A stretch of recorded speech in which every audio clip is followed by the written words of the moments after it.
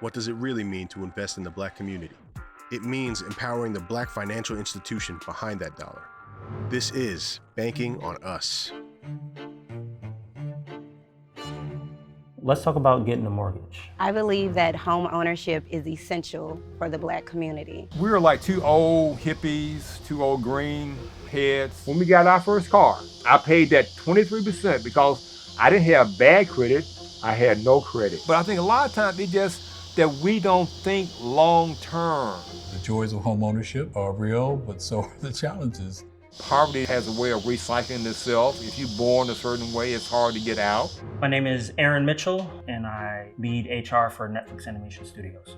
My wife and I decided we need to buy a house. Wife had a good job, really good credit, and when it came time for our mortgage, the only option that was made available was a subprime mortgage. A couple years after the piece of property that we purchased was now less than half of what we purchased. Our mortgage payments were about to go through the roof while the value of the home cratered. We later found out many of these banks just discriminated. That was revealed in the court of law. And we were having these debates about all the things that went wrong and all the people who did things wrong.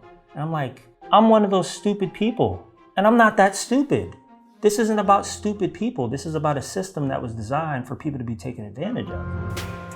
The American dream has always been the white picket fence, sharp-cut green grass, a yard, and coming home to your family after a long, hard day to a safe environment, right?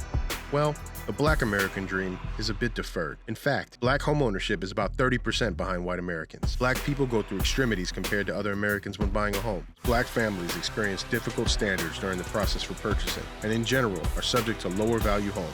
Plus, they're getting taxed with much higher rates from the banks. On top of all this, Black families are typically bringing in student loan debt, multifamilies with on average little to no generational wealth, and in turn, using their pensions or 401k to offset the down payment costs, which then incurs a penalty. Money is being lost. And don't even get us started on the leaps and bounds needed for Black people to also sell their homes at the actual old value. The real estate and homeowners market is the wild, wild west, and they're making a lot of effort to make sure Black people only have access to ride on the smaller horses while everyone else seems to have the most fit horses across the lands. Well, there are some things that we just can't run away from, so let's run towards it. To be a homeowner and a person of color, it's the first step in generational wealth. It's one of the greatest accomplishments I've ever made. My name is Dominique Lumpkin. I'm a Memphis, Tennessee native.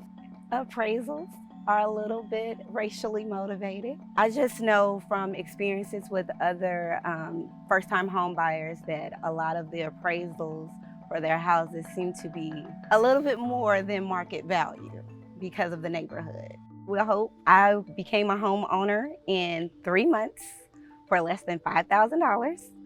I'm a part of their zero down program. What they did was they upfronted all of the down payment costs. I only had to pay for closing. To be able to have those conversations with people that didn't have a clue that that was possible for them. We had paid rent for a while, so we got to a certain point in our life, we realized that in order to really accumulate some wealth, that we need to perhaps think in terms of trying to buy a home. In 2015, I was diagnosed with terminal cancer, and that sort of put a halt on the home hunt. The people at Hope were very, very, very, very helpful and encouraging along the way. We, for the same money, we got twice as much house. So I think for me, and I know for her to a certain degree as well, it's just growing up feeling like ownership is the key. I value the fact that they, in my eyes, went the extra mile to help us realize our dream.